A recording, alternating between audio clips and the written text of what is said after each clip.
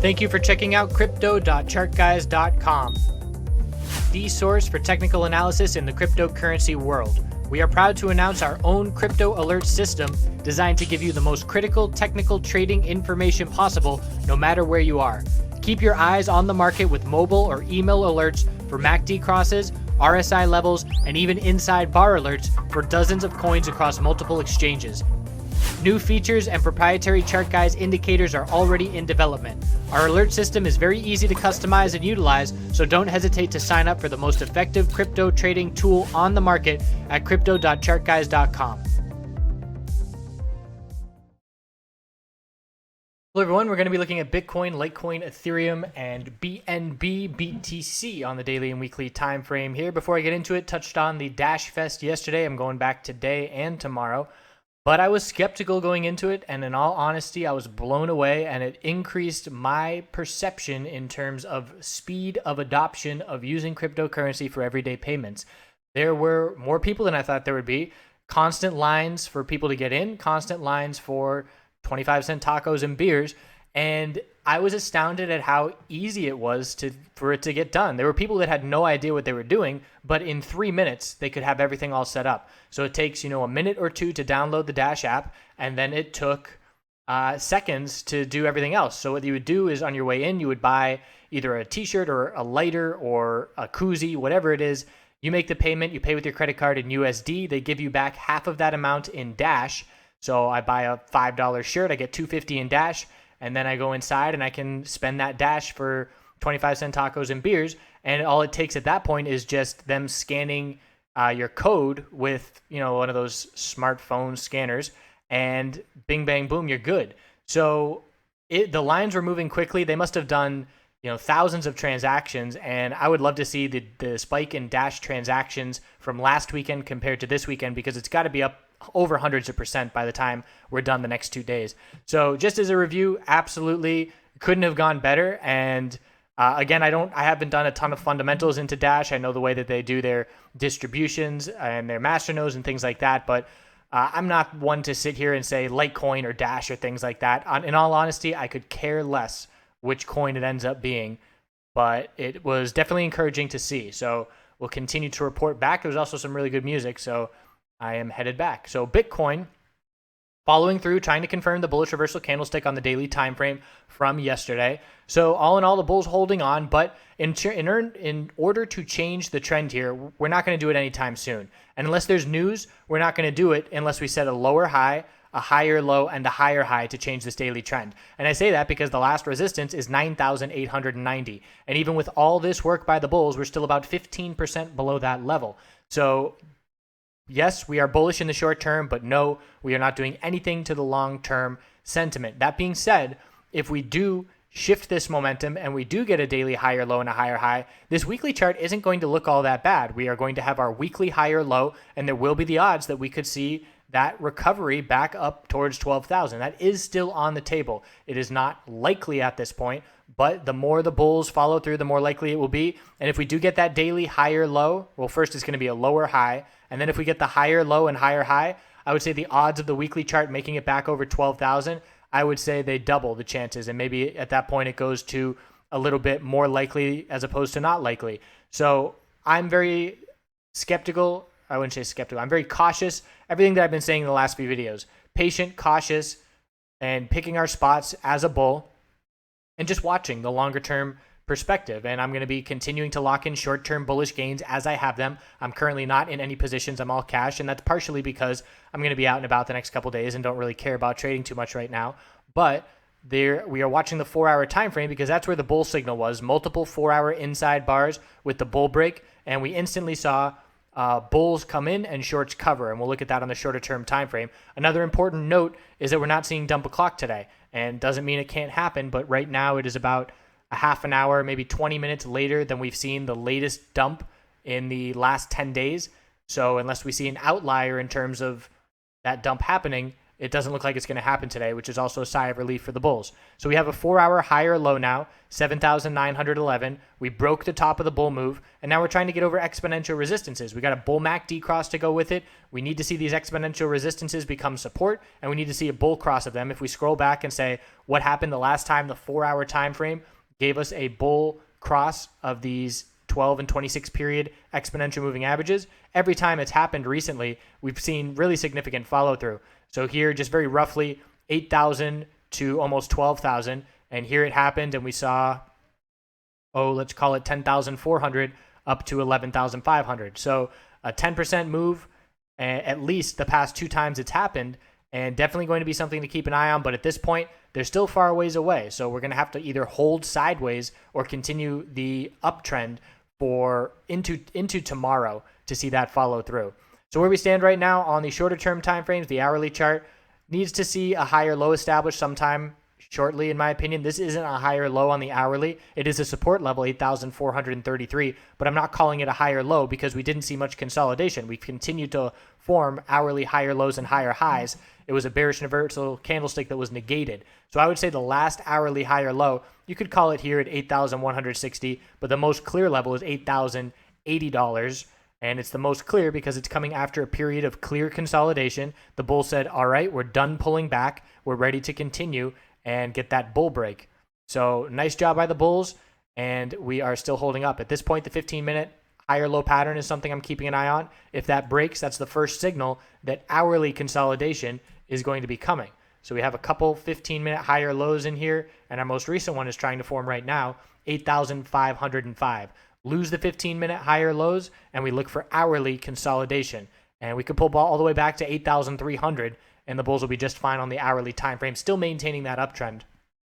So if you did not get in on the 4-hour inside bar break, I do not like the risk to reward of an entry up here. Again, we're still fighting the trend. The odds still favor the bears overall. So it's not something that, the price is going to explode and run away without us. Because we're in a downtrend, we don't have to have that FOMO, and we just need to be patient. So if you got in on the 4-hour inside bar break, or if you held your position from the initial dump, congratulations, and congrats to the bulls to getting follow through. But if you missed that move and you're trying to say right now, okay, where do I enter? I don't really like an entry at this point. I would need to see consolidation of at least $100 on the hourly time frame, perhaps probably 100 to 200, before I would be comfortable with risk to reward. Because think about it, if I'm looking at this hourly time frame and I want to enter right now, the support that I would be using, I would either have to stop out very quickly using the 15-minute higher low supports, or if I'm using the hourly time frame, I don't have any supports nearby. So the risk at that point, before a key support is tested on the hourly time frame, is over $300, and that is too much. That's over 3% and not worth the risk. So that's what I'm talking about when I say risk to reward in this current situation. If we consolidate on the hourly time frame and build a new base of support, that will change the risk to reward profile. So checking in on Litecoin, a bit of a laggard. It took a while before we broke the 4-hour or the high of the bounce at that point. And we have a clear 4-hour higher low pattern. Every one of these red candlesticks is establishing a higher low. We got our bull break with the spike in bull volume, and we are over the exponential resistance right now, and we're watching for the cross. Let's look at Litecoin. What happens when we get this bull cross here on these time frames? We've seen a couple times. So this is a good example of, historically speaking, Litecoin crosses of these exponential moving averages do not get the kind of follow through that Bitcoin does. We had a couple that rejected right at the line, maybe just crossed and saw no follow through. And the last very clear cross that we saw, we went from about 223 up to only 231. So not a ton of follow through. So that alone makes me say, okay, it's a solid signal for Bitcoin, but not so much for Litecoin. And Litecoin would obviously benefit if we get that cross on Bitcoin. But if Litecoin gets it and Bitcoin doesn't, we definitely have to take it with a grain of salt. So a bull cross on the MACD as well. We are looking at the same scenario in terms of, let's see that 4-hour time frame again. Inside bars were not set up there, so we did not get a clear inside bar bull break like it was on Bitcoin. The hourly time frame, we had our high, low, essentially a double top, higher low, lower high, higher low. Inside bar on the hourly gave the signal. Inside bar break 160, 165. Look at the bull volume pour in, and then from that move, we saw a $10 move. So that was definitely a solid trade. And let's just look back at where Litecoin was in relation to Bitcoin when that break occurred. And you can see this is the Bitcoin bull volume pouring in on the break of the 4-hour inside bar, and it's also shorts covering as well. It's a combination of both. So we can say at 9:20, we saw that spike and the bull break on the 4-hour time frame. The level that we had to break was up at 8271. So on the 5-minute time frame, 8271 did break on 9:20. We look at Litecoin. 9:20 is when the bull break was here, but in terms of breaking a key resistance on the 4-hour time frame, we didn't really see that follow through until a bit afterwards. So there was still the bull showed up at the same time, but in terms of breaking the key resistance, it broke the key resistance on Bitcoin much sooner than Litecoin. So same thing, the 15-minute time frame, we do have clear higher lows to be watching on Litecoin, with our most recent higher low attempting to form here. Although we have a little double top, it's attempting to form at 169. And I look at the hourly, and it's the same scenario. I do not have a clear hourly support anywhere nearby. So if I'm making an entry up here, it's not good risk to reward. That being said, it's a top fishing bearish entry. And again, I'm working on addition to the crypto course. It's going to be weeks and weeks before I get that done, but we've got the double top of 171 and 170.95. And this is a top fishing play where if you enter bearish, you stop out if 171 breaks and you try and write it down for a few dollars. And that's a risk to reward that is in your favor because we're looking in the opposite direction. So let's say so we got our stop out if 171 breaks. Let's say I entered bearish at 170 and my risk is a little bit more than $1 because I would likely have to use a market order. So let's call it 130 is my risk, $1.30 of getting stopped out. And my reward of going bearish at 170 is 2 to 3 times that easily, because even on healthy hourly consolidation, we could pull back into the 167s, and that would be a 2-to-1 risk to reward ratio right there. What is the expected gain I could get on the trade, and what is my maximum loss? I'm comparing those two numbers, and that's how I get that risk to reward ratio. So that's where we stand on Litecoin. Again, we're looking for hourly healthy consolidation at this point on both Litecoin and Bitcoin. Checking Ethereum on the daily, much weaker. No surprise about it. It's been that way for weeks and weeks. We just barely broke the top of the bounce. And again, it took a lot longer than even Litecoin took. And we still have exponential resistance. I have no interest in trading Ethereum bullish. If I was a bear, I would be playing it bearish, absolutely. Inside bar on the hourly time frame. The hourly chart doesn't have any support nearby. We're going to have to establish a higher low. And the 15-minute time frame still has higher lows, but we are close to testing them. It looks like we're close to testing them on all of the names. And I'm looking at that support right now of 617.08. Lose 617.08 and lose the 15-minute higher low on any of these individual names, and we're going to be looking for that hourly consolidation to take place. And just checking back in on Bitcoin real quick, still holding up, so we have not made that bear break just yet. Checking in on Binance, BNB, BTC, weekly time frame. So we had the huge breakout, consolidation, low volume. Now our higher low is set, and we're confident that our higher low is set because of the big bull reaction from this level. We had the news out of them creating their own blockchain that caused a run here. So in 1 week, with that news, 1, 2, 3, 4, 5, 6, we took out 6 weeks of consolidation in 1 week for the bulls. That's a great sign. The daily time frame is consolidating. Inside bars, certainly looking at a break of those inside bars sooner rather than later. We are on our 3rd daily inside bar in a row, and actually we broke by 0.000001.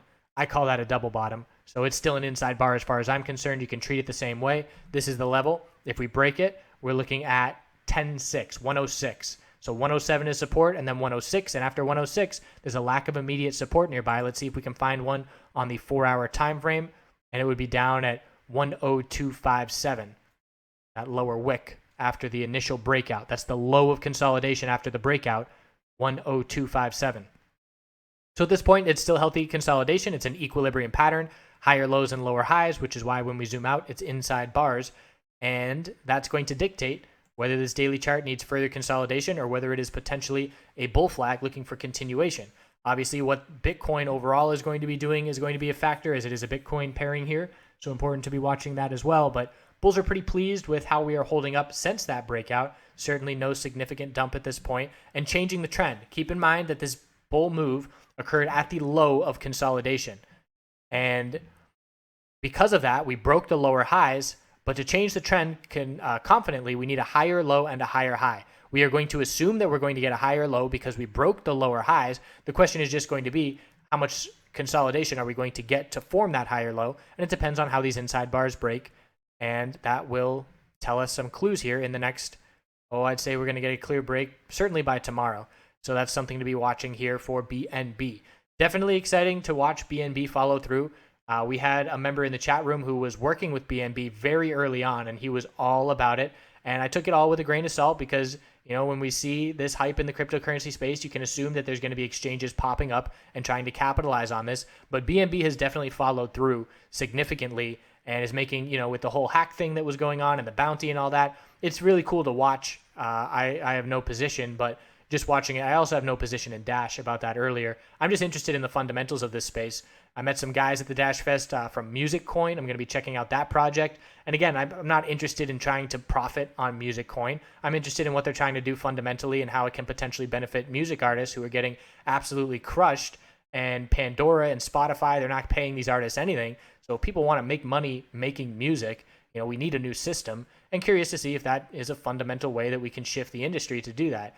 So for all of these little side projects, I'm way more interested in the fundamentals than trading them right now. And that may change as, exchanges give more opportunity for trading and things like that. But just an exciting space to continue to watch. And Austin, Texas here, definitely, I've been talking about wearing my Ethereum sweatshirt around and certainly didn't wear it to Dash Fest, but I've been wearing it around and getting slim to no comments in the north or on the East Coast. And here in Austin, right when I landed, I was next to a guy with a Bitcoin shirt and we started talking. So definitely more tech friendly. And of course, with South by Southwest, they have a whole, initial week of tech presentations and all of that. So pretty cool to see happen. And we'll continue to watch the price and see if Bitcoin can recover. Again, just to drive the point home, Bitcoin is nowhere near changing the daily trend. We are going to set a lower high, very likely. I would say a 90% chance we're going to set a lower high on this bounce on the daily, and then it will be up to a higher low and a higher high to start to give me confidence again and start to shift that trend. So I appreciate you tuning in. We'll continue to check in throughout the weekend. Going to be traveling a bit back home, but should be able to. The timing will be a bit different, but videos will keep pumping out. So thanks again, and continue to do those good things.